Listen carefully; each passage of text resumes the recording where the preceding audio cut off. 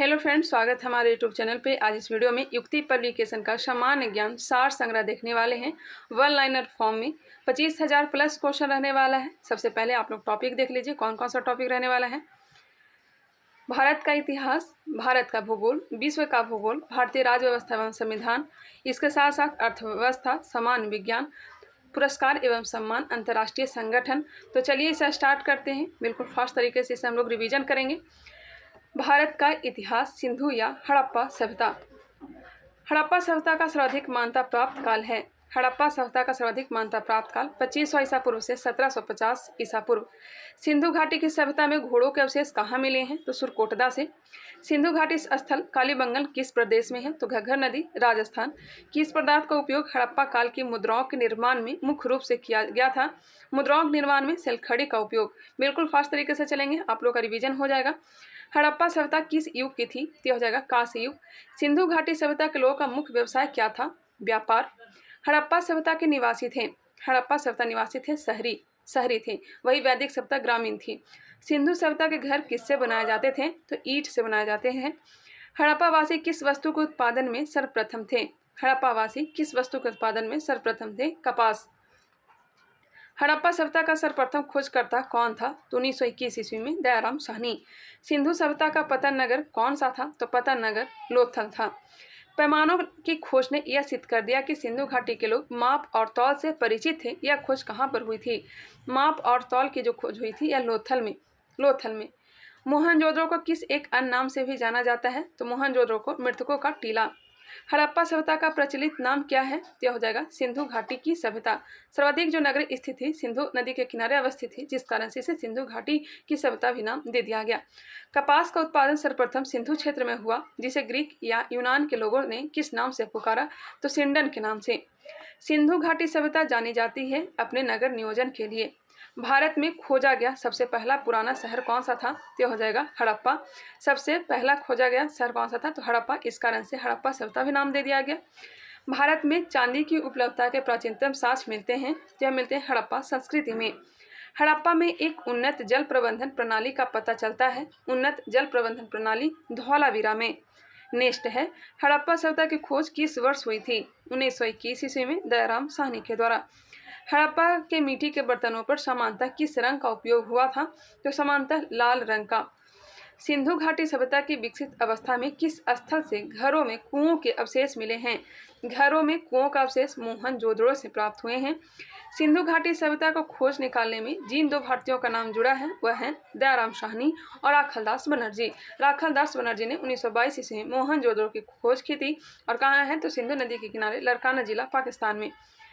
Next है, रंगपुर जहां हड़प्पा की समकालीन सभ्यता थी है। रंगपुर कहाँ है? तो हो जाएगा सौराष्ट्र में। हड़प्पा एवं मोहनजोदड़ो की पुरातात्विक खुदाई के प्रभारी कौन थे? तो सर जॉन मार्शल। किस पशु की आकृति जो मुहर पर मिली है, जिससे ज्ञात होता है कि सिंधु घाटियों में मेसोपोटामिया की सभ्यताओं के मध्य व्यापारिक संबंध थे? यह प्राप्त हुई है बैल की आकृति का मुहर। हड़प्पा के लोगों की सामाजिक प्रति कैसी थी? तो उचित समतावादी। हड़प्पा के लोगों की सामाजिक प्रति कैसी थी? उचित समतावादी। हड़प्पा सभ्यता के अंतर्गत हल से जोते गए खेत का साज कालीबंगा से, मिट्टी का हल बनावली से। सैंधव सभ्यता की ईंटों का अलंकरण किस स्थान से मिलता है? ईंटों का अलंकरण कालीबंगा से। मोहनजोदड़ो कहाँ स्थित है? तो सिंध में। सिंधु सभ्यता में बृहत स्नानागार पाया जाता है। बृहत स्नानागार मोहनजोदड़ो में। हड़प्पा कालीन स्थलों में अभी तक किस धातु की प्राप्ति नहीं हुई है? तो लोहा की खोज उत्तर वैदिक काल में हुआ था। कहाँ हुआ था? तो अतिरंजी खेड़ी यूपी में। किस पशु के अवशेष सिंधु घाटी सभ्यता में प्राप्त नहीं हुए हैं? तो गाय के अवशेष नहीं प्राप्त हुए हैं। स्वतंत्रोत्तर भारत में सबसे अधिक संख्या में हड़प्पा युगीन स्थलों की खोज किस प्रांत में हुई है? तो हुई है गुजरात में। किस हड़प्पाकालीन स्थल से नृत्य मुद्रा वाली स्त्री की कांस्य मूर्ति प्राप्त हुई है? कांस्य के नर्तकी कहाँ से प्राप्त हुई है? तो मोहनजोदड़ो से। हड़प्पावासी किस धातु से परिचित नहीं थे? तो लोहा से परिचित नहीं थे।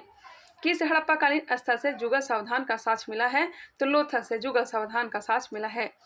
मानव समाज विलक्षण है क्योंकि वह मुख्यतः आश्रित होता है संस्कृति पर। किस पर? संस्कृति पर। सिंधु सभ्यता संबंधित है आर्य ऐतिहासिक युग से। सिंधु घाटी की सभ्यता गैर आर्य थी क्योंकि वह थी नगरीय सभ्यता। सिंधु घाटी की सभ्यता गैर आर्य थी क्योंकि वह थी नगरीय सभ्यता। सिंधु घाटी सभ्यता को आर्यों से पूर्व की रखे जाने का महत्वपूर्ण कारक है, यह हो जाएगा मृदभांड। सिंधु घाटी संस्कृति वैदिक सभ्यता से भिन्न थी क्योंकि इसके पास विकसित शहरी जीवन की सुविधाएं थी। किसके पास? सिंधु घाटी सभ्यता के पास। हड़प्पा संस्कृति की जानकारी का मुख्य स्रोत है पुरातात्विक खुदाई। सिंधु घाटी के निवासियों की सभ्यता को जानने का मूल स्रोत है वहां पाए गए बर्तन, जेवर, हथियार तथा औजार। आगे बढ़ते हैं। भारत में चांदी की उपलब्धता के प्राचीनतम साक्ष्य मिलते हैं। भारत में चांदी की उपलब्धता के प्राचीनतम साक्ष्य हड़प्पा संस्कृति में।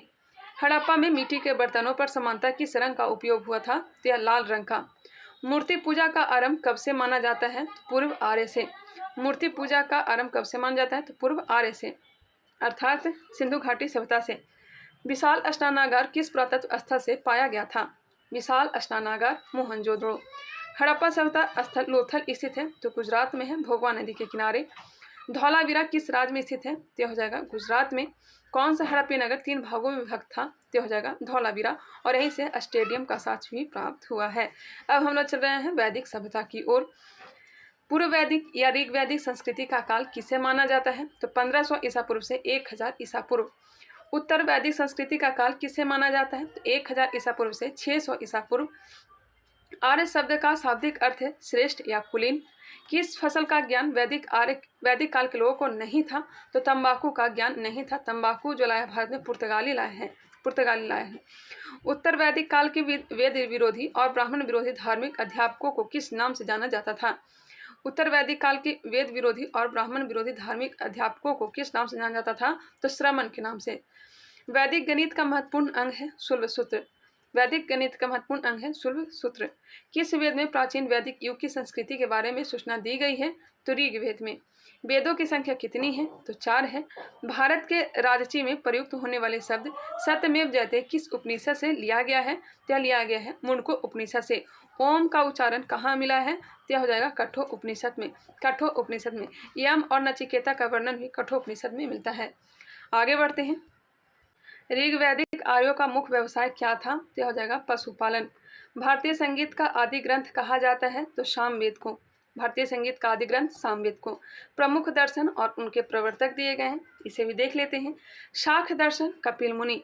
शाख दर्शन कपिल मुनि। न्याय दर्शन महर्षि गौतम। न्याय दर्शन महर्षि गौतम।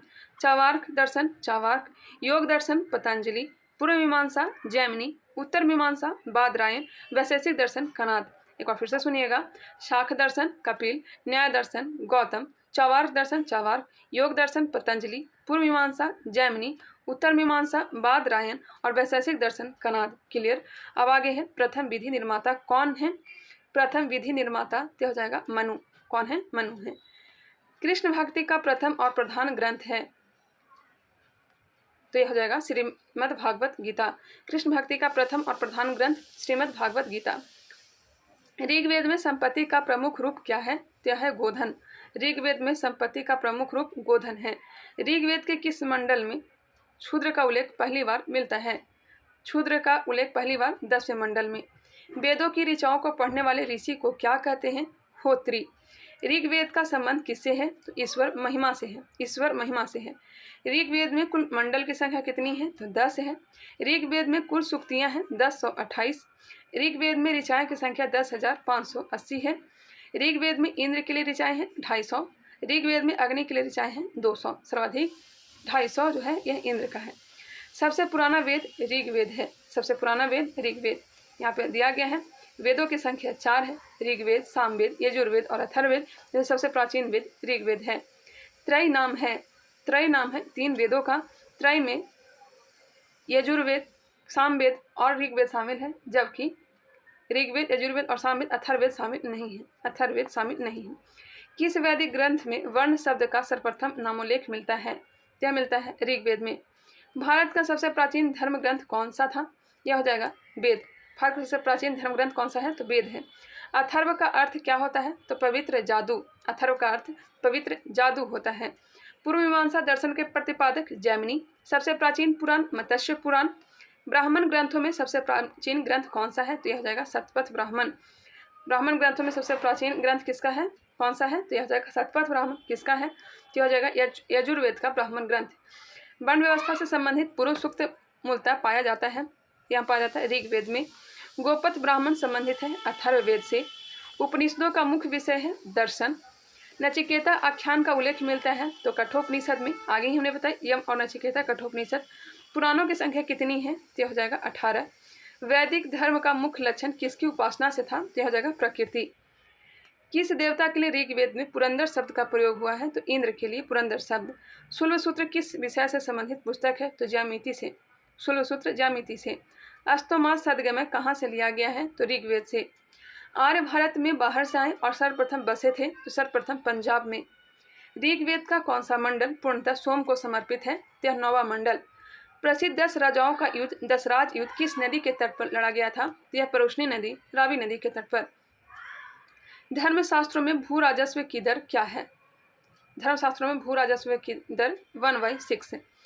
800 ईसा पूर्व से 600 ईसा पूर्व का काल किस युग से जुड़ा है? 800 ईसा पूर्व से 600 ईसा पूर्व का काल ब्राह्मण युग से। आरंभिक वैदिक साहित्य में सर्वाधिक वर्णित नदी कौन सी है? यह सिंधु नदी है। उपनिषद काल के राजा अश्वपति कहाँ के शासक थे? उपनिषद काल के राजा अश्वपति कहाँ के शासक थे? तो केकय के। अध्यात्म ज्ञान के विषय में नचिकेता और यम का सम्मान किस उपनिषद में प्राप्त होता है? अध्यात्म ज्ञान के विषय में नचिकेता और यम का सम्मान किस उपनिषद में प्राप्त होता है? तो यह हो जाएगा कठोर उपनिषद। वैदिक नदी कुब्बा काबुल का स्थान कहाँ निर्धारित होना चाहिए? तो हो जाएगा अफगानिस्तान में। काबुल नदी कहाँ है? तो अफगानिस्तान में ही। इसका प्राचीन नाम कुब्बा था। कपिल मुनि द्वारा प्रतिपादित दार्शनिक प्रणाली है? तो हो जाएगा शाख दर्शन। भारत के किस स्थल की खुदाई से लौह धातु के प्रचलन के प्राचीनतम प्रमाण मिले हैं? तो आगे बताया था अतिरंजी खेड़ी यूपी। किस काल में अछूत की अवधारणा स्पष्ट रूप से उदित हुई? तो धर्मशास्त्र के काल में। अछूत की अवधारणा धर्मशास्त्र के काल में। गायत्री मंत्र देवी सावित्री को संबोधित है किस पुस्तक में मिलता है? तो ऋग्वेद के 3 मंडल में। न्याय दर्शन को प्रचारित किया था गौतम ने। प्राचीन भारत में निष्क से जाने जाते थे तो स्वर्ण आभूषण को निष्क कहा जाता था। योग दर्शन के प्रतिपादक पतंजलि। उपनिषद पुस्तकें हैं दर्शन पर। पूर्व वैदिक आर्यों का धर्म प्रमुखता क्या था? तो प्रकृति पूजा और यज्ञ। पूर्व वैदिक आर्यों का धर्म मुख्यता क्या था? तो प्रकृति पूजा और यज्ञ। चरक संहिता नामक पुस्तक किस विषय से संबंधित है? चरक संहिता चिकित्सा से संबंधित है। यज्ञ संबंधी विधि विधानों का पता चलता है यजुर्वेद से। यज्ञ संबंधी विधि विधानों का पता यजुर्वेद से। वैदिक युगीन सभा क्या थी? तो मंत्री परिषद। वैदिक युगीन सभा क्या थी? मंत्री परिषद। वैदिक युग में प्रचलित लोकप्रिय शासन प्रणाली थी? तो गणतंत्र। वैदिक युग में प्रचलित लोकप्रिय शासन प्रणाली गणतंत्र थी। सबसे प्राचीन वेद कौन सा है? तो ऋग्वेद। कौन भारतीय दर्शन की आरंभिक विचारधारा है? यह हो जाएगा शाख दर्शन। शाख, योग, न्याय, वैशेषिक, मीमांसा एवं वेदांत इन 6 भिन्न भारतीय दर्शनों को स्पष्ट रूप से अभिव्यक्ति हुई वैदिक युग में। कब? वैदिक युग में। वह दस्तकारी कौन सी है जो आर्यों द्वारा व्यवहार में नहीं लाई गई थी? यह हो जाएगा लुहारगिरी, क्योंकि लोहा का खोज हुआ ही नहीं था तो लुहार कहाँ से आएगा। प्राचीनतम व्याकरण अष्टाध्यायी की रचनाकार कौन है? अष्टाध्यायी की रचना पाणिनि। कौन सी स्मृति प्राचीनतम है? तो मनु स्मृति सबसे प्राचीनतम है। आदि काव्य की संज्ञा किसे दी जाती है? तो रामायण को। आदि काव्य की संज्ञा रामायण को। प्राचीनतम पुराण है मत्स्य पुराण। आदि काव्य में रामायण भी आता है, महाभारत भी आता है, कहीं कहीं महाभारत भी दिया रहता है। प्राचीनतम पुराण मत्स्य पुराण। ऋग्वेद में सबसे पवित्र नदी किसे माना जाता है? तो सरस्वती नदी को। वैदिक समाज की आधारभूत इकाई थी? तो यह हो जाएगा काल या कुटुंब। ऋग्वैदिक युग की प्राचीनतम संस्था कौन सी थी? क्या हो जाएगा? विदथ। ब्राह्मण ग्रंथों में सर्वाधिक प्राचीन कौन है? शतपथ ब्राह्मण। गोत्र व्यवस्था प्रचलन में कब आई? उत्तर वैदिक काल में। मनु स्मृति मुख्यतः संबंधित है समाज व्यवस्था से। मनु स्मृति समाज व्यवस्था से निष्ठ है। गायत्री मंत्र रचना किसने की? तो विश्वामित्र ने। अवेस्ता और ऋग्वेद में समानता है। अवेस्ता किस क्षेत्र से संबंधित है? यह ईरान से। किसका संकलन ऋग्वेद पर आधारित है? तो सामवेद का। आगे बढ़ते हैं। किस वेद में जादुई माया और वशीकरण का वर्णन किया गया है? तो अथर्ववेद में। पता ही होगा। आर्य शब्द इंगित करता है तो निर्जाति समूह को। आर्य शब्द इंगित करता है निर्जाति समूह को। प्राचीनतम विवाह संस्कार का वर्णन करने वाला विवाह सूक्त किस में पाया जाता है? विवाह सूक्त ऋग्वेद में। ऋग्वेद में अघन वध योगनयी शब्द का प्रयोग किसके लिए किया गया था? तो गाय के लिए। अघन्य शब्द गाय के लिए प्रयोग किया गया था। ऋग्वेद में किन नदियों का उल्लेख अफगानिस्तान के साथ आर्यों के संबंध का सूचक है? तो कुब्हा और कमरू। आर्यों के आर्कटिक होम सिद्धांत का स्पर्श किसने लिया था? बाल गंगाधर तिलक ने। अथर्व का अर्थ होता है पवित्र, जादू। कौन सा वेद अंशतः गद्य रूप में भी रचित है? तो गद्य और पद में यजुर्वेद रचित है। बिल्कुल फास्ट तरीके से करवाऊंगी क्योंकि ये सब इजी क्वेश्चन है और कहीं ना कहीं ये सब पढ़ चुके होंगे। रिवीजन के तौर पे आप लोग देखा करिएगा, अभी बहुत सारे एग्जाम नज़दीक आ रहे हैं। कौन सा वेद अंशतः गद्य रूप में प्रचलित है, लिखित है? तो हो जाएगा यजुर्वेद। उत्तर वैदिक काल में किस देवता को सर्वोच्च स्थान प्राप्त था? उत्तर वैदिक काल की बात हो रही है तो हो जाएगा प्रजापति, उस समय इंद्र। ऋग्वैदिक काल में इंद्र प्रचलित है। संस्कार की कुल संख्या कितनी है? तो 16 संस्कार है और 16वां संस्कार अंतिम संस्कार है। कर्म का सिद्धांत संबंधित है मीमांसा से। कर्म का सिद्धांत मीमांसा से। बौद्ध धर्म व जैन धर्म, अब हम लोग देखने वाले हैं बौद्ध धर्म व जैन धर्म। गौतम बुद्ध का जन्म कब हुआ था? 563 ईसा पूर्व में। कहाँ जन्म हुआ था? लुम्बिनी में। वह आद्यतम बौद्ध साहित्य जो बुद्ध के विभिन्न जन्मों की कथाओं के विषय में है क्या है? बुद्ध के जन्मों के कथाओं का विषय है, यह हो जाएगा जातक। जातक में बुद्ध के जन्मों के बारे में चर्चा किया गया है, पूर्व जन्म के बारे में चर्चा जातक ग्रंथ में। त्रिपिटक धर्म ग्रंथ है बौद्धों का। त्रिपिटक किसका है? तो बौद्धों का। सूत पिटक, विनय पिटक, अभिधम पिटक। बुद्ध ने किस स्थान पर महापरिनिर्वाण प्राप्त किया था? कुशीनगर में। भारत में सबसे प्राचीन विहार है तो हो जाएगा नालंदा। सबसे प्राचीन विहार नालंदा। बुद्ध की मृत्यु के बाद प्रथम बौद्ध संगीति की अध्यक्षता महाकश्यप ने किया था।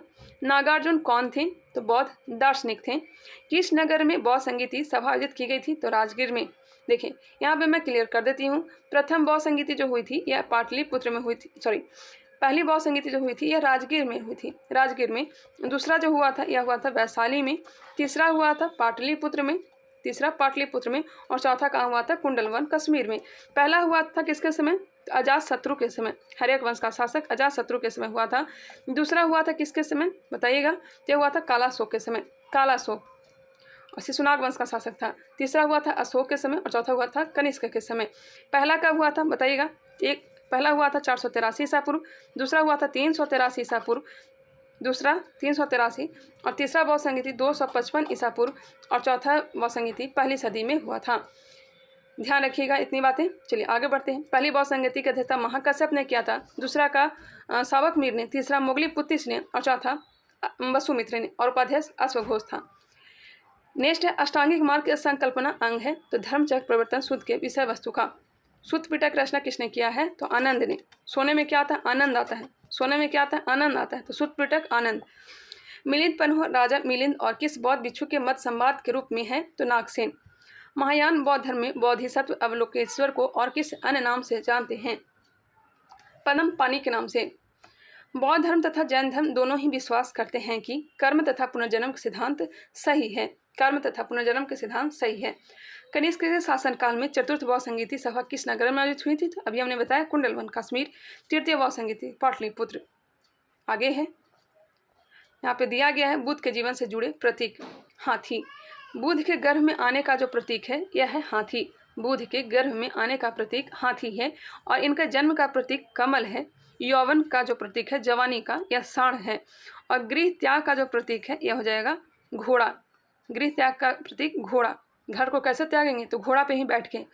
ज्ञान का प्रतीक पीपल। समृद्धि का प्रतीक शेर। समृद्धि का प्रतीक शेर, और पद चिन्ह जो है यह निर्वाण का प्रतीक है, और स्तूप मृत्यु का। निर्वाण का प्रतीक पद चिन्ह और मृत्यु का प्रतीक स्तूप है। क्लियर? इसे ध्यान रखिएगा, यहाँ से क्वेश्चन आते हैं। गौतम बुद्ध के गुरु का नाम अलार कलाम। बुद्ध में वैराग भावना किस 4 दृश्यों के कारण बलवती हुई? कौन से 4 दृश्य थे? तो बूढ़ा, रोगी, लाश और सन्यासी। बुद्ध ने सर्वाधिक उपदेश कहाँ दिए? तो श्रावस्ती में। सबसे पहला उपदेश कहाँ दिए थे? तो सारनाथ में। बौद्ध शिक्षा का केंद्र था विक्रमशिला। बौद्ध शिक्षा का केंद्र विक्रमशिला। भारत में सबसे बड़ा बौद्ध स्तूप कहाँ स्थित है? तो सांची में। अशोक ने निर्माण करवाया है। किस शासक ने बौद्धों के लिए विख्यात विक्रमशिला विश्वविद्यालय की स्थापना की थी? तो पाल वंश का शासक धर्मपाल ने। किसके द्वारा तृतीय बौद्ध संगीति को संरक्षण प्रदान किया गया था? अशोक के द्वारा। बौद्ध ग्रंथ पिटकों की रचना किस भाषा में की गई थी? तो पाली भाषा में।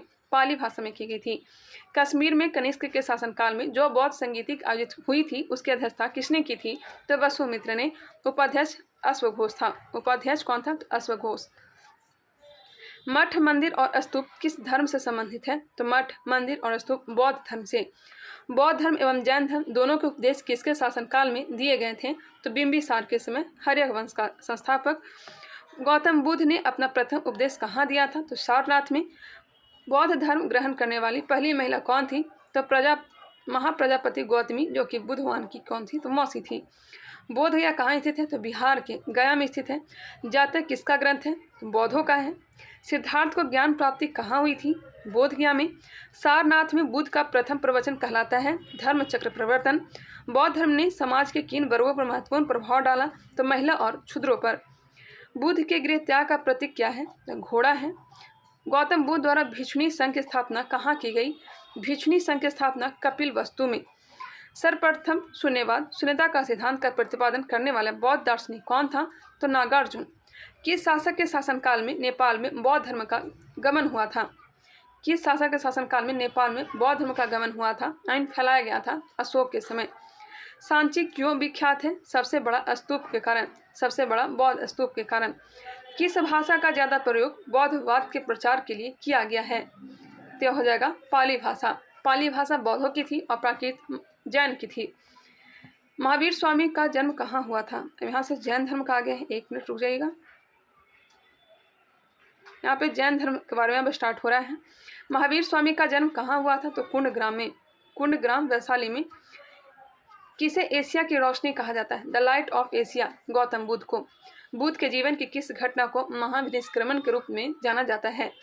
बुद्ध के जीवन की किस घटना को महाविनिष्क्रमण के रूप में? तो उनका गृह त्याग की घटना को महाविनिष्क्रमण के रूप में जाना जाता है। गौतम बुद्ध की मां किस वंश से संबंधित थी? कोलीय वंश से। किस राजा के एक अभिलेख से सूचना मिलती है कि शाक मुनि बुद्ध का जन्म लुम्बिनी में हुआ था? किस राजा के एक अभिलेख से सूचना मिलती है कि शाक मुनि बुद्ध का जन्म लुम्बिनी में हुआ था? तो अशोक के रुमनदेई अभिलेख से। यहाँ पे दिया भी गया है, देख लेते हैं। मौर्य वंश शासक अशोक के रुमनदेई अभिलेख से सूचना मिलती है कि शाक मुनि बुद्ध का जन्म लुम्बिनी में हुआ था। और सबसे छोटा जो अभिलेख है यह रुमनदेई अभिलेख ही है। इस अभिलेख में लुम्बिनी को बुद्ध का जन्म स्थल होने के कारण इसे कर छूट प्रदान करने की घोषणा का भी उल्लेख किया गया है। नेक्स्ट है, महात्मा बुद्ध ने अपना पहला धर्म चक्र प्रवर्तन किस स्थान पर दिया था? यह दिया था सारनाथ में। देखिए कितने सारे एग्जामों में यह क्वेश्चन पूछा गया है। गौतम बुद्ध ने ज्ञान प्राप्ति के बाद सबसे पहले सारनाथ वाराणसी के निकट 5 ब्राह्मण सन्यासियों को पहला उपदेश दिया। इस प्रथम उपदेश को क्या कहते हैं? तो धर्म चक्र प्रवर्तन कहते हैं। इस प्रथम उपदेश को धर्म चक्र प्रवर्तन कहते हैं। बुद्ध ने सर्वाधिक उपदेश दिए श्रावस्ती में। महावीर का जन्म किस क्षत्रिय गोत्र में हुआ था? तो ज्ञात्रिक कुल में हुआ था। महावीर की माता त्रिशला। महावीर का मूल नाम वर्धमान। महावीर की मृत्यु पावापुरी में। जैनियों के पहले तीर्थंकर ऋषभदेव, जिनका चिन्ह वृषभ है। जैन परंपरा के अनुसार जैन धर्म में कुल कितने तीर्थंकर हुए? तो 24 तीर्थंकर। जैन परंपरा के अनुसार महावीर कौन से तीर्थंकर थे? तो 24वें थे और अंतिम तीर्थंकर थे। जैन दर्शन के अनुसार सृष्टि की रचना एवं पालन पोषण सार्वभौमिक सत्य से हुआ है।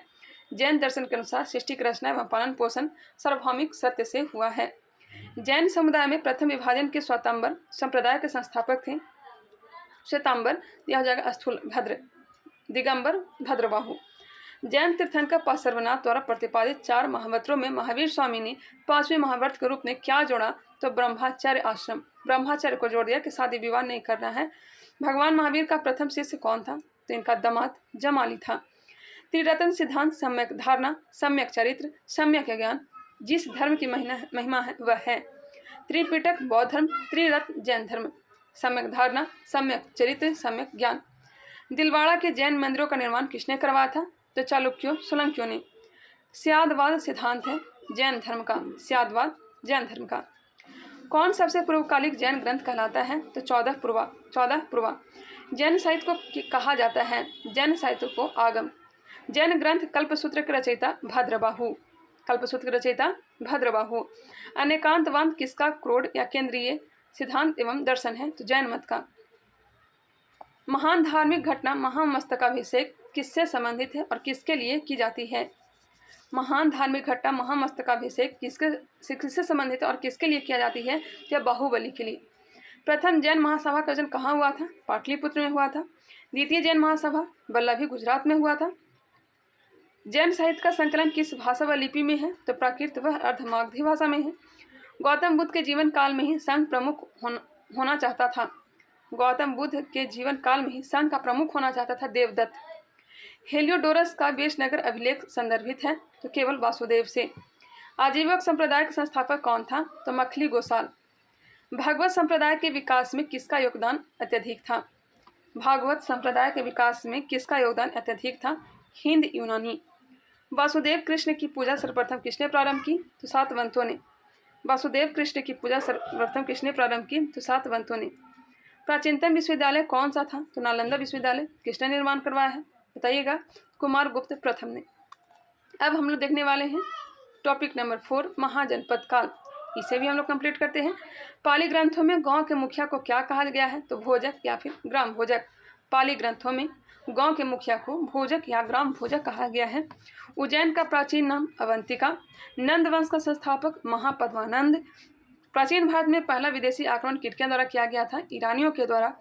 सिकंदर ने भारत पर कब आक्रमण किया 326 ईसा पूर्व। मृत्यु 323 ईसा पूर्व। कहाँ बेबीलोन में। हर्यक वंश के किस शासक को कुनिक कहा जाता था कुनिक अजातशत्रु। किस शासक ने गंगा एवं सोन नदियों के संगम पर पाटलिपुत्र नामक नगर स्थापना की उदयनी और अपने बाप की हत्या कर दी थी। और अजातशत्रु ने भी यही काम किया था, वो अपने पिता को हत्या कर दी थी। 323 ईसा पूर्व सिकंदर महान की मृत्यु कहाँ हुई थी बेबीलोन में। सिकंदर महान एवं पोरस या पुरु की सेनाओं ने किस नदी के आमने सामने वाले तटों पर पड़ाव डाला हुआ था। यह हो जाएगा झेलम नदी, वितस्ता नदी या फिर हाइड्रोस्पेसिस का युद्ध को भी कहा जाता है। किस प्रकार का मृदमान पॉटरी भारत में द्वितीय नगरीकरण या शहरीकरण के प्रारंभ का प्रतीक माना गया। यह हो जाएगा उत्तरी काले पॉलिशकृत बर्तन। उत्तरी काले पॉलिशकृत बर्तन। मगध की प्रथम राजधानी कौन सी थी तो ग्रीवर या फिर राजगृह उसी का नाम है। नेक्स्ट क्वेश्चन है किस शासक द्वारा सर्वप्रथम पाटलिपुत्र का राजधानी के रूप में चयन किया गया था तो उदयन के द्वारा। 16 महाजनपदों की सूची उपलब्ध है तो बौद्ध साहित्य अंगुत्तर निकाय और जैन साहित्य भगवती सूत्र में। मगध का कौन सा राजा सिकंदर महान का समकालीन था यह था घनानंद और नंद वंश का अंतिम शासक था। प्रथम मगध साम्राज्य का उत्कर्ष किस सदी में हुआ था तो 6ठी सदी ईसा पूर्व में। सिकंदर के आक्रमण के समय उत्तर भारत पर किस राजवंश का शासन था उत्तर भारत पर नंद वंश का। ईसा पूर्व 6ठी सदी में प्रारंभ में भारत का सर्वाधिक शक्तिशाली नगर राज्य कौन सा था तो हो जाएगा मगध। नंद वंश का अंतिम सम्राट कौन था तो घनानंद। भारत में सिक्कों या मुद्रा का प्रचलन कब हुआ तो 600 ईसा पूर्व में। सिक्का या फिर मुद्रा का प्रचलन 600 ईसा पूर्व में। अभिलेखीय साक्ष्य से प्रकट होता है कि नंद राजा के आदेश से एक नहर खोदी गई थी। यह हो जाएगा कलिंग में। नंद राजा के आदेश से एक नहर खोदी गई थी कलिंग ने और इसकी जो खुदाई करवाने का काम करवाया था ये किसने तो घनानंद ने। पहला ईरानी शासक जिसने भारत के कुछ भाग को अपने अधीन किया था। पहला ईरानी शासक जिसने भारत के कुछ भाग को अपने अधीन किया था तो डेरियस प्रथम। मगध के किस प्रारंभिक शासक ने राज्यारोहण के लिए अपने पिता की हत्या की एवं इसी कारणवश अपने पुत्र द्वारा मारा गया अजातशत्रु। पितृहंता वंश इस कारण से ही हर्यक वंश को कहा भी जाता है। किस शासक ने अवंती को जीतकर मगध का हिस्सा बना दिया शिशुनाग ने। अवंती को जीतकर मगध का हिस्सा तो यह हो जाएगा शिशुनाग। कौन सा बौद्ध ग्रंथ 16 महाजनपदों का उल्लेख करता है तो अंगुत्तर निकाय भगवती सूत्र। विश्व का पहला गणतंत्र वैशाली किसके द्वारा स्थापित किया गया था तो लिच्छवी के द्वारा। प्राचीन श्रावस्ती का नगर विन्यास किस आकृति का है। प्राचीन श्रावस्ती का नगर विन्यास किस आकृति का है तो हो जाएगा अर्धचंद्राकार। मगध के सबसे प्राचीन वंश के संस्थापक कौन थे तो यह हो जाएगा बृहदर्थ वंश। कलि ग्रंथों में गांव के मुखिया को क्या कहा गया है भोजक। गृहपति का अर्थ क्या है तो गृहपति का अर्थ हो जाएगा धनी व्यक्ति। अब यहाँ पे जैन संगीतियाँ दिया गया है और बौद्ध संगीतियाँ। चलिए फटाफट इसे भी देख लेते हैं। प्रथम जैन संगीति चंद्रगुप्त मौर्य के समय में हुआ था पाटलिपुत्र में और ऐसा स्थूलभद्र ने किया था। वही द्वितीय जैन संगीति 512 ईस्वी में हुआ था। कब 512 ईस्वी में और बल्लभी में इसका आयोजन किया गया था जो कि गुजरात में स्थित है और देवाधि क्षमा श्रवण ने इसकी अध्यक्षता किया था। वही यहाँ पे बौद्ध संगीति दिया गया है। प्रथम 483, दूसरा 383, तीसरा 251, कहीं कहीं 255 भी दिया रहता है, 250 भी रहता है। चतुर्थ प्रथम सदी। प्रथम बौद्ध संगीति अजातशत्रु, दूसरा बौद्ध संगीति कालाशोक, तीसरा बौद्ध संगीति अशोक, चौथा कनिष्क, राजगीर में पहला बौद्ध संगीति, दूसरा पाटलिपुत्र, तीसरा पहला राजगृह, दूसरा वैशाली, तीसरा पाटलिपुत्र, चौथा कुंडलवन और अध्यक्षता पहला का किया था महाकश्यप ने, दूसरा सर्वकामी ने, मोगलीपुत्र ने और चौथा वसुमित्र ने। ये सब पहले बता दिए थे। चलिए अब आगे बढ़ते हैं। अब यहाँ पे प्रमुख महाजनपद दिया गया है, उसकी राजधानी दिया गया है, वो भी हम लोग देख लेते हैं। मगध की राजधानी राजगृह या राजगीर थी और बाद में पटना भी राजधानी बनाया गया था इसे, पाटलिपुत्र को। तो यहाँ पे दिया गया है ये जो मगध जो फैला था यह पटना गया वाला क्षेत्र है। अंग की राजधानी चंपा, आधुनिक भागलपुर वाला क्षेत्र है, भागलपुर और मुंगेर वाला क्षेत्र। काशी की राजधानी वाराणसी या फिर बनारस, शिल्प, व्यापार एवं समृद्धि के लिए यह प्रसिद्ध था, उत्तर प्रदेश में स्थित है। बज्जी की राजधानी वैशाली, विदेह और मिथिला। वैशाली, विदेह और मिथिला किसकी राजधानी? तो बज्जी की। विश्व के प्राचीनतम गणराज्य का जन्मदाता, यह 8 गणराज्यों का एक क्या था? संघ था। मुजफ्फरपुर और दरभंगा वाला क्षेत्र जो है यह बज्जी वाला क्षेत्र है। कौशल की राजधानी श्रावस्ती। आधुनिक उत्तर प्रदेश का साकेत, अयोध्या एवं श्रावस्ती किसमें आता था? यह कौशल महाजनपद में। और जो अभी वर्तमान में फैजाबाद को देख रहे हैं। कुरु की राजधानी इंद्रप्रस्थ। यमुना के किनारे इंद्रप्रस्थ एवं हस्तिनापुर के आसपास का क्षेत्र जैसे कि दिल्ली, मेरठ, यह सब वाला क्षेत्र है और इसमें उत्तर प्रदेश, हरियाणा भी शामिल है। चेंदी की राजधानी शक्तिमती। चेंदी कहाँ है? तो बुंदेलखंड और उसके आसपास वाला भाग, ये भी कहाँ है? उत्तर प्रदेश में। मल महाजनपद की जो राजधानी थी कुशीनगर एवं पावा था। देवरिया गोरखपुर का क्षेत्र है। अस्मक की राजधानी पोटला। अस्मक राजधानी पोटला या फिर पौदानी, गोदावरी का तटवर्ती प्रदेश और यह दक्षिण भारत का एकमात्र जनपद कौन सा है? तो अस्मक है। वत्स की राजधानी कौशाम्बी और यह प्रयाग के आसपास का क्षेत्र उत्तर प्रदेश वाला। पांचाल की राजधानी अहिछंद एवं कापिल। रुहेलखंड के पास वाला क्षेत्र जैसे कि बरेली, बदायूं, फर्रुखाबाद, यह भी उत्तर प्रदेश में ही है। अवंती की राजधानी उज्जैनी, मालवा के आसपास का क्षेत्र। और मत्स्य की राजधानी विराटनगर, राजस्थान के अलवर, भरतपुर एवं जयपुर वाला क्षेत्र। उसके बाद दिया गया है गांधार, तक्षशिला एवं पुष्कलावती इसकी राजधानी है। यह कहाँ है? तो आधुनिक अफगानिस्तान का पूर्वी वाला भाग। सूर्यसेन मथुरा उत्तर प्रदेश। कम्बोज राजपुर श्रेष्ठ घोड़ों के लिए प्रसिद्ध था। रावलपिंडी पेशावर वाला क्षेत्र पाकिस्तान में। एक बार इसे फटाफट देख लेते हैं, महाजनपद और राजधानी यहाँ, क्योंकि यहाँ से क्वेश्चन आता है। मगध की राजधानी राजगृह, अंग की राजधानी चंपा, काशी की राजधानी वाराणसी, बज्जी वैशाली, कौशल श्रावस्ती, कुरु इंद्रप्रस्थ, चेंदी शक्तिमती, मल महाजनपद कुशीनगर, अस्मक पोटला, वत्स कौशाम्बी, पांचाल अहिछंद एवं कपिल, मत्स्य विराटनगर, अवंती उज्जैनी एवं महिष्मती, गांधार की राजधानी तक्षशिला एवं पुष्कलावती, सूर्यसेन की राजधानी मथुरा, कम्बोज की राजधानी हाटक या फिर राजपुर। चलिए आगे बढ़ते हैं। अब हम लोग देखेंगे मौर्य काल। 322 ईसा पूर्व से 185 ईसा पूर्व का काल मौर्य काल का है। मौर्य साम्राज्य की स्थापना चंद्रगुप्त मौर्य ने किया था। मौर्य साम्राज्य में प्रचलित मुद्रा का नाम क्या था? तो पन। अशोक का उत्तराधिकारी कौन था? कुणाल था। अशोक का उत्तराधिकारी कुणाल था। मुद्रा राक्षस का लेखक कौन था? विशाखदत्त, जिसके इस पुस्तक से मौर्य काल के बारे में जानकारी हमें मिलती है। वह व्यक्ति कौन है जिसका नाम देव नाम प्रियदर्शी है? क्या हो जाएगा? अशोक का नाम। कौटिल्य या चाणक्य किसका प्रधानमंत्री था? चंद्रगुप्त मौर्य का था। कलिंग विजय के उपरांत अशोक महान ने किस धर्म को अंगीकार कर लिया था? यह हो जाएगा बौद्ध धर्म। चंद्रगुप्त के शासन विस्तार में किसने मुख्य रूप से मदद की थी? तो चाणक्य ने। सांची किस कला व मूर्ति कला का निरूपण करता है? तो बौद्ध धर्म का। सम्राट अशोक की वह पत्नी कौन थी जिसने उसको प्रभावित किया था? यह हो जाएगा कारुबाकी। अशोक ने अपने सभी अभिलेखों में एकरूपता से किस प्राकृत का प्रयोग किया है? यह हो जाएगा मागधी। बिंदुसार ने विद्रोहियों को कुचलने के लिए अशोक को कहाँ भेजा था? तो तक्षशिला। मेगास्थनीज ने भारतीय समाज को कितने श्रेणियों में विभाजित किया था? तो 7 श्रेणियों में। कौटिल्य के अर्थशास्त्र में किस पहलू पर प्रकाश डाला गया है? राजनीतिक नीतियां पर। नेक्स्ट क्वेश्चन है, एक मिनट, विशेषता और क्षेत्र दिया गया है तो देख ही लिए थे।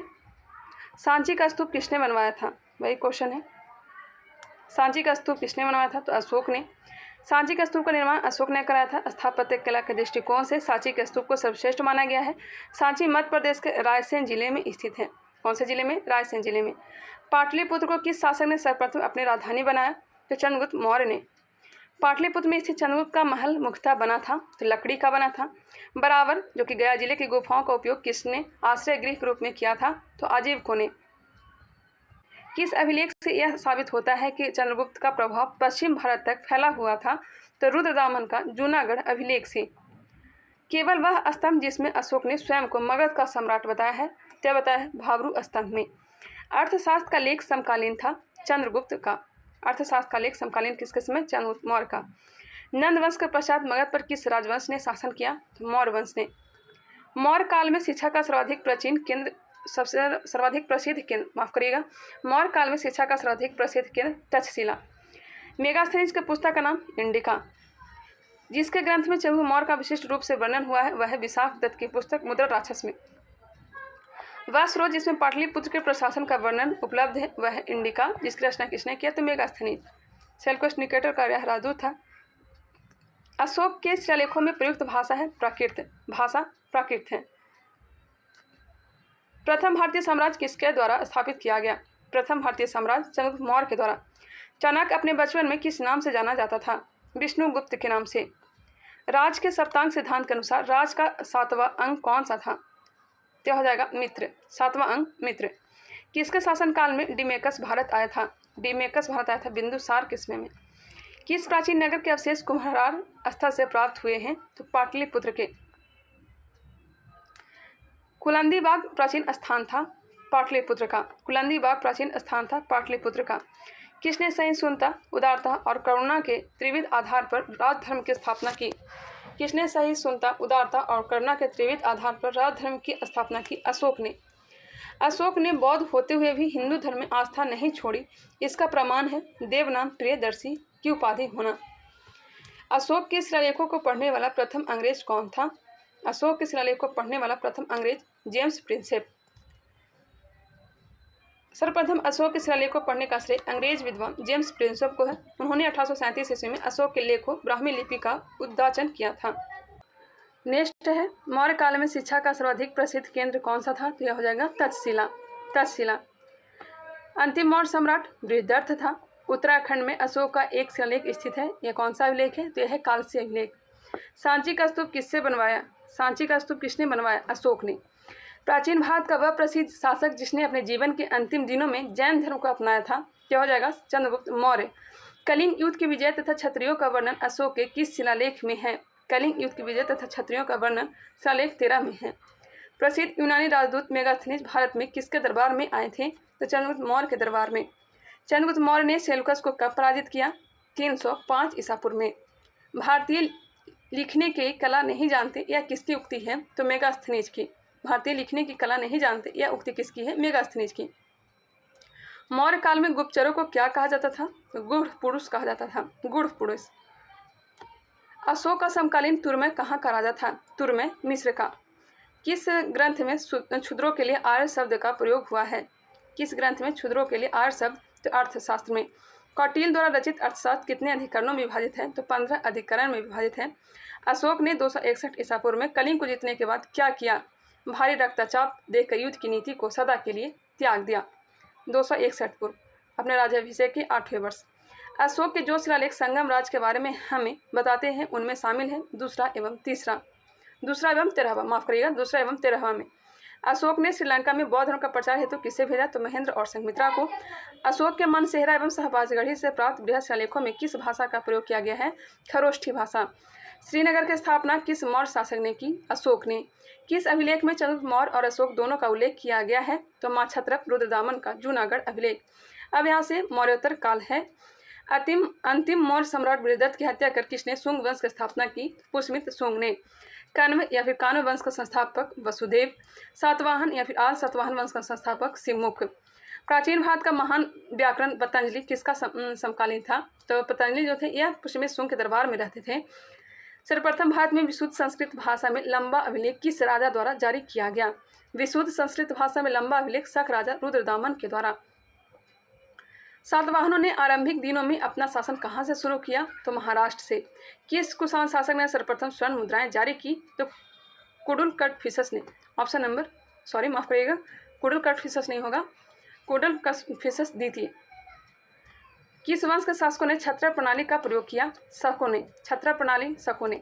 कुषाण काल में सबसे अधिक विकास किस क्षेत्र में हुआ था? तो वास्तुकला के क्षेत्र में। भारत में प्रथम बार सैनिक शासन किसके द्वारा व्यवहार में लाया गया? तो ग्रीकों के द्वारा। प्रथम बार सैनिक शासन ग्रीकों द्वारा। ईसा पूर्व 2वीं सदी के प्रारंभ में उत्तरी अफगानिस्तान में स्थापित भारत यूनानी राज था। यह हो जाएगा बैक्ट्रिया। सर्वप्रथम रोम के साथ किस लोगों का व्यापार प्रारंभ हुआ? तो तमिलों एवं चेरों का जो व्यापार रोम के साथ पहली बार प्रारंभ हुआ था। सातवाहनों ने पहले स्थानीय अधिकारियों के रूप में काम किया था मौर्यों के अधीन। सातवाहनों ने पहले स्थानीय अधिकारियों के रूप में काम किया था मौर्यों के अधीन। वह महानतम कुषाण नेता कौन था जो बौद्ध बन गया था? यह हो जाएगा कनिष्क। कुषाण काल के दौरान मूर्तिकला की गांधार शैली किसका मिश्रण है? कुषाण काल के दौरान मूर्तिकला की गांधार शैली किसका मिश्रण है? तो भारत ग्रीक शैली का। रोम साम्राज्य के अनुसरण पर किस वंश के शासकों ने कैसर या फिर सीजर की उपाधि ग्रहण की? तो कुषाण। प्राचीन भारत में किसने नियमित रूप से सोने के सिक्के चलाए? तो कुषाणों ने। मौर्यों के बाद दक्षिण भारत में सबसे प्रभावशाली राज कौन सा था? तो यह हो जाएगा सातवाहन। बुद्ध की खड़ी प्रतिमा किस काल में बनाई गई? कुषाण काल में। शुंग वंश के बाद किस वंश ने भारत पर राज किया? तो कर्ण वंश। ट्रिक याद रखिएगा, हसीन मसुकसा बहुत बार बता चुकी हूँ। किस चीनी जनरल ने कनिष्क को हराया था? पेन चाओ ने। किस चीनी जनरल ने कनिष्क को हराया था? पेन चाओ ने। उत्तर तथा उत्तरी पश्चिम भारत में सर्वाधिक संख्या में तांबे के सिक्कों को जारी किया था कुषाणों ने। विक्रम संवत कब से प्रारंभ हुआ था? 57 ईसा पूर्व में। सातवाहन शासकों की राजकीय भाषा क्या थी? सातवाहन शासकों की राजकीय भाषा प्राकृत। जो कला शैली भारतीय और ग्रीक यूनानी शैली का सम्मिश्रण है उसे कहते हैं तो गांधार। जो कला शैली भारतीय और ग्रीक यूनानी शैली का सम्मिश्रण है उसे कहते हैं गांधार। कनिष्क की राजधानी थी पुरुषपुर। पुरुषपुर किसका नाम है? तो पेशावर का नाम है। चरक किसके राज चिकित्सक थे? तो कनिष्क के। तक्षशिला के प्रसिद्ध स्थल होने का कारण था गांधार कला। भारत में सर्वप्रथम स्वर्ण मुद्राएं किसने चलाई? इंडो बैक्टीरियन ने। स्वर्ण मुद्राएं सर्वप्रथम किसने? इंडो बैक्टीरियन ने। किस संग्रहालय में कुषाणकालीन मूर्तियों का संग्रह अधिक मात्रा में है? कुषाणकालीन मूर्तियों का संग्रह मथुरा संग्रहालय में। किस वंश के शासकों ने ब्राह्मणों एवं बौद्ध भिक्षुओं को कर मुक्त भूमि या गांव देने की प्रथा आरंभ की? सातवाहन। भारतीय रंगमंच में यवनिका का शुभारंभ किसने किया? यवनिका का शुभारंभ यूनानियों ने। पर्दा प्रथा का शुभारंभ यूनानियों ने। भारतीयों के महान रेशम मार्ग किसने आरंभ किया? तो कनिष्क ने। शक संवत का प्रारंभ किस सम्राट के शासनकाल में 78 ईस्वी से हुआ था? तो कनिष्क के राज्याभिषेक के दौरान ही शुरू किया गया था। तक्षशिला विश्वविद्यालय स्थित है तो भारत में। तक्षशिला विश्वविद्यालय वर्तमान में जो है पाकिस्तान में स्थित है। वर्तमान में तक्षशिला पाकिस्तान के रावलपिंडी जिले में स्थित है। प्राचीन काल में यह शिक्षा का प्रमुख केंद्र था। चाणक्य, चरक आदि ने यही शिक्षा प्राप्त की थी। राजा तक्ष ने इसका निर्माण करवाया था। प्राचीन काल में कलिंग का महान शासक कौन था? तो खारवेल। बुद्ध का किसके सिक्कों पर अंकन हुआ? बुद्ध का किसके सिक्कों पर अंकन हुआ? तो कनिष्क के सिक्कों पर बुद्ध का अंकन किया गया था। योधेय सिक्कों पर किस देवता का अंकन मिलता है? तो कार्तिकेय का। कनिष्क के सारनाथ बौद्ध प्रतिमा अभिलेख की तिथि क्या है? तो 81 ईस्वी सन। अश्वघोष किसका समकालीन था? तो कनिष्क का। बाल विवाह की प्रथा प्रारंभ हुई थी कुषाण काल में। बाल विवाह की प्रथा कुषाण काल में। जो कला शैली भारतीय और यूनानी आकृति का सम्मिश्रण है उसे कहते हैं गांधार शैली। सातवाहनों की राजधानी अवस्थित थी अमरावती। आंध्र सातवाहन राजाओं की सबसे लंबी सूची किस पुराण में मिलती है? तो मत्स्य पुराण में। आज सातवाहन मत्स्य पुराण। पूर्व रोमन शासक जस्टिनियन का सर्वाधिक महत्वपूर्ण योगदान किस क्षेत्र में था? यह हो जाएगा विधि के क्षेत्र में, कानून के क्षेत्र में। अब हम लोग देखने वाले हैं संगम काल। संगम युग में उरेयूर किसके लिए विख्यात था? तो कपास के व्यापार का महत्वपूर्ण केंद्र के रूप में। संगम युग में उरेयूर किसके लिए विख्यात था? कपास के व्यापार का महत्वपूर्ण केंद्र के रूप में। तोल्कापियन ग्रंथ संबंधित है व्याकरण और काव्य से। धार्मिक कविताओं का संकलन कुरल किस भाषा में है? तमिल भाषा में। किस संगम युगीन राज के संरक्षण में 3 संगमों का आयोजन किया गया? तो पांड्य। लाल चेर के नाम से प्रसिद्ध वह चेर शासक कौन था जिसने कनवर्गी के मंदिर का निर्माण करवाया था? पत्नी पूजा प्रारंभ करवाया था सेन गुटवन ने। इसे लाल चेर भी कहा जाता है। तमिल भाषा के शिल्पाधिकारम और मणिमेखलाई नामक गौरव ग्रंथ किससे संबंधित है? हिंदू धर्म से। कौन संगम युगीन व्याकरण रचना सर्वाधिक महत्वपूर्ण रचना मानी जाती है? तोल्कापियम। मुंजरिस किस राज का प्रमुख बंदरगाह था? चेर वंश का। मुंजरिस। प्राचीनतम तमिल देवता मुरुगन किस वैदिक देवता के सदृश थे? प्राचीनतम तमिल देवता मुरुगन किस वैदिक देवता के सदृश थे? तो स्कंद या फिर कार्तिकेय। संगमकालीन साहित्य में कौन को एवं मनन किसके लिए प्रयुक्त होते थे? यह हो जाएगा राजा के लिए। राजा के लिए। तमिल काव्य का इलियड कहा जाता है। तमिल काव्य का इलियड कहा जाता है शिल्पाधिकारम को। चेर वंश का शासन किस क्षेत्र में था? तो केरल वाला क्षेत्र। चेर वंश का प्रसिद्ध शासक सेन गुटवन। चोल वंश का प्रसिद्ध शासक करिकाल था। चोल काल में सूती वस्त्र उद्योग का प्रमुख केंद्र उदयपुर था। तोल्काप्पियम की रचना किसने की? तोल्काप्पियर ने की थी। चोल काल में सर्वोच्च न्यायालय को क्या कहा जाता था? तो मनरम कहा जाता था।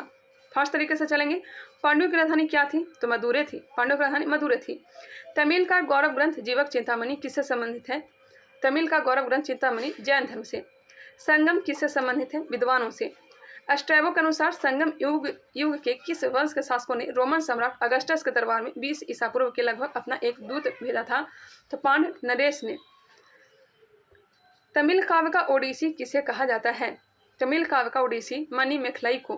पुहर या कावेरी पट्टनम की स्थापना किसने की? करिकाल ने। प्राचीनतम तमिल देवता मुरुगन किस वैदिक देवता के सदृश है? तो स्कंद या कार्तिकेय। अब यहाँ पर दिया गया संगमों का आयोजन। प्रथम संगम मदुरई, दूसरा हुआ था कपाटपुरम या फिर अलेवे में, और तीसरा संगम मदुरई में।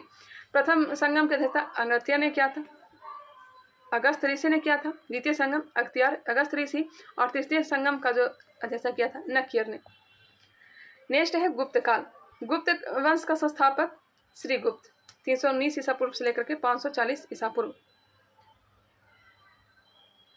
नहीं ईसा पूर्व नहीं होगा, 319 ईसा पूर्व ईस्वी से लेकर के 540 ईस्वी, यहाँ पे ईसा पूर्व नहीं होगा। गुप्त वंश का संस्थापक श्रीगुप्त। गुप्त किसके समान थे? कुषाणों के। गुप्त किसके समान थे? समंतों के। किसके समान थे? कुषाणों के। गुप्त शासन के दौरान ऐसा व्यक्ति कौन था जो एक महान खगोल विज्ञानी और गणितज्ञ था? आर्यभट्ट। गुप्त शासकों की सरकारी या दरबारी भाषा थी? संस्कृत थी। गुप्त वंश का वह राजा कौन था जिसने हुनों को भारत पर आक्रमण करने से रोका? स्कंदगुप्त। गुप्त राजवंश किस लिए प्रसिद्ध था? कला एवं स्थापत्य के लिए। अजंता कलाकृतियां किससे संबंधित हैं? तो गुप्त काल से। कवि कालिदास किसके राजकवि थे? तो चंद्रगुप्त द्वितीय विक्रमादित्य का। अजंता चित्रकारी की विषय वस्तु किससे संबंधित है? क्या हो जाएगा? बौद्ध धर्म। उत्तर गुप्त युग में जो विश्वविद्यालय प्रसिद्ध हुआ वह था नालंदा। एरन अभिलेख का संबंध किस शासक से है? तो भानुगुप्त, और इसी में सबसे पहले सती प्रथा का प्रमाण मिलता है। फायान किसके शासनकाल में भारत आया था? इसकी पुस्तक फो, क्योंकि चंद्रगुप्त द्वितीय के दरबार में चीनी यात्री था। भारतीय संस्कृति का स्वर्ण युग था। स्वर्ण युग किसे कहा जाता है? तो गुप्त काल को। फायान कहाँ का निवासी था? चीन का। सेतुबंध का रचनाकार प्रवरसेन द्वितीय किस वंश का शासक था? वाकाटक वंश। किस गुप्तकालीन शासक को कविराज कहा गया? समुद्रगुप्त को। स्कंदगुप्त को किस स्तंभ लेखों में सक्रोपम कहा गया? स्कंदगुप्त को किस स्तंभ लेख में सक्रोपम कहा गया? तो कहोम स्तंभ लेख में। कहोम स्तंभ लेख में। फायान और हेनसोंग ने किनके राज्यों को देखा? फायान और हेनसोंग ने चंद्रगुप्त विक्रमादित्य एवं हर्षवर्धन क्रमशः। फायान ने देखा था चंद्रगुप्त विक्रमादित्य, और हेनसोंग हर्षवर्धन के समय में भारत आया था। धनवंतरी थे। धनवंतरी चंद्रगुप्त विक्रमादित्य के राजदरबार के नवरत्न में से एक, जो कि प्रसिद्ध चिकित्सक थे। गुप्तकालीन शासन प्रणाली किस प्रकार की थी? गुप्तकालीन शासन प्रणाली राजतंत्रात्मक। गुप्त स्थापत्य कला का सर्वोत्कृष्ट मंदिर कौन सा है? गुप्त स्थापत्य कला का सर्वोत्कृष्ट मंदिर कौन सा है? तो देवघर का दशावतार मंदिर। अजंता की गुफाओं में किन गुफाओं का निर्माण गुप्त काल में हुआ? 16, 17 एवं 19। अमरकोश के लेखक अमर सिंह किस शासक के दरबार से जुड़े थे? चंद्रगुप्त द्वितीय के दरबार से। अमरकोश के लेखक अमर सिंह किस शासक दरबार से जुड़े हुए थे? तो चंद्रगुप्त द्वितीय। गुप्त संबंध जो 319 में प्रारंभ की गई थी, को प्रारंभ करने का श्रेय चंद्रगुप्त प्रथम को जाता है। चंद्रगुप्त प्रथम ने गुप्त संबंध का प्रारंभ किस उपलक्ष्य में किया था? तो अपने राजारोहण के स्मारक के रूप में। नगरों का क्रमिक पतन किस काल की एक महत्वपूर्ण विशेषता थी? गुप्त काल की। किस वंश के शासकों ने मंत्रियों एवं ब्राह्मणों को सबसे अधिक ग्राम अनुदान में दिए थे? सबसे अधिक गुप्त वंश। शुरुआत किया था सातवाहनों ने। दिल्ली की मेहरौली के कुवत उल इस्लाम मस्जिद के प्रांगण में स्थित प्रसिद्ध लौह स्तंभ किसकी स्मृति है? चंद्रगुप्त की। कालिदास द्वारा रचित मालविका अग्निमित्र नाटक का नायक कौन था? कालिदास द्वारा रचित मालविका अग्निमित्र नाटक का नायक अग्निमित्र था। समुद्रगुप्त की सैनिक उपलब्धियों का वर्णन उसके किस अभिलेख में उपलब्ध है? समुद्रगुप्त की सैनिक उपलब्धियों का वर्णन उसके किस अभिलेख में उपलब्ध है? तो प्रयाग के। किस काल में स्त्रियों की पुरुषों से बराबरी थी? गुप्त काल में। किस काल में स्त्रियों की पुरुषों से बराबरी थी? गुप्त काल में। भारत का नेपोलियन किसे कहा जाता है? समुद्रगुप्त को। इतिहासकार विसेंट स्मिथ ने अपनी पुस्तक अर्ली हिस्ट्री ऑफ इंडिया में समुद्रगुप्त की वीरता एवं विजयों पर मुग्ध होकर उसे भारतीय नेपोलियन की संज्ञा दी थी। तक्षशिला विश्वविद्यालय स्थित था, तो भारत में वही क्वेश्चन फिर से रिपीट हुआ है। किस राजा का एक अन्य नाम देवगुप्त था? चंद्रगुप्त द्वितीय का नाम देवगुप्त था। प्रथम गुप्त शासक जिसने परम भागवत की उपाधि धारण की थी, चंद्रगुप्त द्वितीय ने। परम भागवत चंद्रगुप्त द्वितीय। प्रयाग प्रशस्ति किसके सैन्य अभियान के बारे में जानकारी देती है? समुद्रगुप्त। निर्माण हरिशय ने करवाया था। गुप्त सम्राट जिसने हुनों को पराजित किया था, स्कंदगुप्त। शक विजेता किसे कहा जाता है? शक विजेता चंद्रगुप्त द्वितीय को। और इस उपलब्धि में इन्होंने विक्रमादित्य की उपाधि धारण की थी। रजत सिक्के जारी करने वाला प्रथम गुप्त शासक चंद्रगुप्त द्वितीय था। नगरों का क्रमिक पतन किस काल की एक महत्वपूर्ण विशेषता थी? गुप्त काल की। किस गुप्त शासक ने सर्वप्रथम सिक्के जारी किए? चंद्रगुप्त प्रथम ने। कौन सा राजवंश हुनों के आक्रमण से अत्यंत विचलित हुआ था? गुप्त वंश। अजंता गुफाओं के सरीखी जैसी गुफाएं मध्य प्रदेश में कहाँ है? तो बाघ में, धार में है। गुप्त वंश ने किस अवधि में शासन किया? 319 से 500 ईस्वी। बाल विवाह की प्रथा आरंभ हुई गुप्त काल में। यूरोपीय भाषा में अनुवादित प्रथम भारतीय ग्रंथ कौन सा है? कुमार संभवम। सती प्रथा का पहला उल्लेख कहाँ से मिलता है? एरन अभिलेख से। मिहिर कुल का संबंध था हुनों से। मिहिर कुल का संबंध हुनों से। गुप्त राजा जिसने विक्रमादित्य की पदवी धारण की, चंद्रगुप्त द्वितीय। गुप्त काल में उत्तर भारतीय व्यापार किस पतन से संचालित होता था? ताम्र लिप्ति से। गुप्त शासकों द्वारा जारी किए गए चांदी के सिक्के कहलाते थे रूपक। चांदी के सिक्के रूपक कहलाते थे।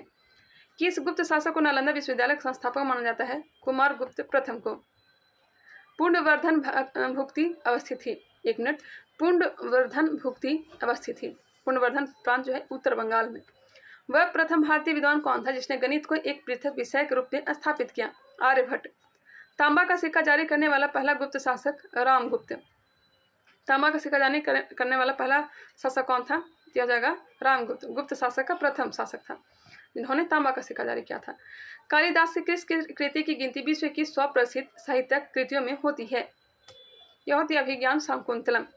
वर्तमान गणित में दशमलव प्रणाली के आविष्कार का श्रेय किसे जाता है? तो गुप्त युग को।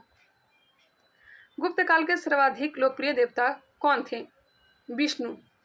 मेहरौली स्थित लौह स्तंभ का निर्माण किस सदी में हुआ? चतुर्थ सदी में। कुमार संभव महाकाव्य किस कवि ने लिखा? कालिदास ने। नालंदा विश्वविद्यालय की स्थापना का युग है गुप्त काल। गुप्त युग में भू राजस्व की दर उपज का 6ठा भाग था। अब आगे है पुष्यभूति वंश या फिर वर्धन वंश। गुप्तोत्तर काल हम लोग देखने वाले हैं। चलिए इसे भी देखते हैं। पुष्यभूति वंश की स्थापना किसने की थी? बताइएगा। पुष्यभूति वंश की स्थापना पुष्यभूति वर्धन ने। पुष्यभूति वंश का सबसे प्रतापी राजा हर्षवर्धन था। हर्षवर्धन के समय में कौन सा चीनी तीर्थयात्री भारत आया था? तो हेन स्वांग। चालुक्य राजा पुलकेशिन द्वितीय को किसने पराजित किया था? तो नरसिंह वर्मन ने। नरसिंह वर्मन प्रथम ने। किस व्यक्ति को द्वितीय अशोक कहा जाता है? तो हर्षवर्धन को। बाणभट्ट किस सम्राट के दरबारी कवि था? तो हर्षवर्धन के। हेन स्वांग भारत में लगभग कितने साल रहा था? तो यह आया था 629 ईस्वी में और 645 में गया था, तो लगभग 14 वर्ष। कुंभ मेला को प्रारंभ करने का श्रेय किसे दिया जाता है? हर्षवर्धन को। नर्मदा नदी पर सम्राट हर्ष के दक्षिणावर्ती आगमन को रोका पुलकेशिन द्वितीय ने। यह होल अभिलेख से जानकारी मिलती है। चालुक्य शासक पुलकेशिन द्वितीय ने किस नदी के किनारे हर्षवर्धन को परास्त किया था? तो नर्मदा नदी के किनारे। हर्ष के शासनकाल में उत्तर भारत का सबसे महत्वपूर्ण शहर कौन सा था? तो कन्नौज। हर्ष की आत्मकथा किसने लिखी? बाणभट्ट ने। हर्षचरित बाणभट्ट ने। कादम्बरी बाणभट्ट ने। हर्षवर्धन अपनी धार्मिक सभा कहाँ किया करता था? प्रयाग में। वर्धन वंश राजधानी थानेश्वर किस प्रदेश में स्थित है? थानेसर, हरियाणा में। हर्षवर्धन ने 606 ईस्वी में हर्ष संबंध की स्थापना किस उपलक्ष्य में की थी? हर्ष संबंध की स्थापना किस उपलक्ष्य में? तो अपने राज्यारोहण के उपलक्ष्य में। हेन स्वांग की भारत में यात्रा के समय सूती कपड़ों के उत्पादन के लिए सबसे प्रसिद्ध नगर कौन सा था? तो मथुरा। कवि बाणभट्ट निवासी था थानेसर का। नागानंद का रचनाकार कौन था? तो हर्षवर्धन। खुद ही हर्षवर्धन था। नागानंद प्रियदर्शिका रत्नावली की रचना हर्षवर्धन ने किया था। सम्राट हर्षवर्धन ने 2 महान धार्मिक सम्मेलनों का आयोजन किया था, कन्नौज व प्रयाग में। नागानंद, रत्नावली और प्रियदर्शिका नाटकों के नाटककार कौन थे? तो हर्षवर्धन थे। गुर्जरों को किस शासक ने पराजित किया? तो हर्षवर्धन ने। गुर्जरों को किस शासक ने पराजित किया था? तो हर्षवर्धन ने।